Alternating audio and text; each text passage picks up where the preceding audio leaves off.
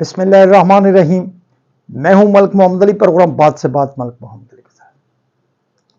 Opposition इत्तेहाद के सरबराह महमूद खान अचकजई ने press conference में कहा है कि पाकिस्तान के अंदर कौमी हुकूमत का क़याम अमल में लाया जाए, तभी मुज़ाकरात हो सकते हैं और पाकिस्तान को इस वक्त इस इत्तेहाद की ज़रूरत है।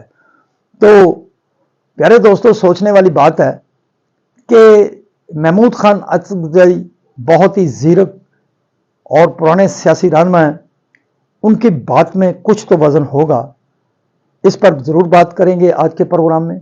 और प्यारे दोस्तों, जिन दोस्तों ने अभी तक हमारे चैनल को सब्सक्राइब नहीं किया, बड़ी मेहरबानी वो हमारे चैनल को सब्सक्राइब भी करें, लाइक भी करें और शेयर करें।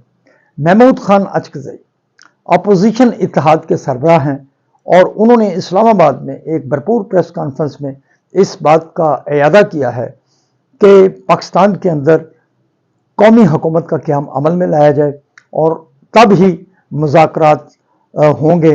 उन्होंने कहा कि इस वक्त जो पाकिस्तान के सियासी हालात हैं या जो भी मुआशी हालात हैं, उसमें इत्तेहाद की बहुत ज़्यादा ज़रूरत है और इस हवाले से कौमी हुकूमत का क़याम अगर अमल में लाया जाता है तो बड़े सारे मसाइल आज खुद हल होने की तवक्को है। बहरहाल हम समझते हैं कि महमूद खान अचकजई एक बहुत ही ज़ीरक पुराने सियासी रहनुमा हैं। उनकी बात में कुछ तो वज़न होगा, कुछ तो ऐसी बात है जो महमूद खान अचकजई ने 1.25 साल बाद एक पुरहजूम कॉन्फ्रेंस में की है।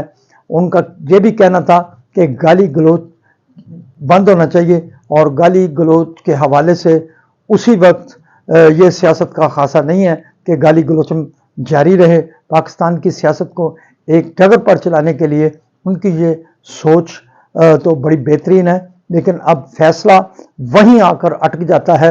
क्या आया तहरीक इंसाफ जो उनके साथ भी खड़ी है, क्या तहरीक इंसाफ महमूद खान अचकजई की बात को आगे बढ़ाएगी, उनको तकवीत देगी या नहीं देगी, या फिर वही राग अलापेगी कि बानी तरीक से तहरीक इंसाफ से मुलाकात होगी, वो जो फैसला करेंगे तो फिर बात होगी।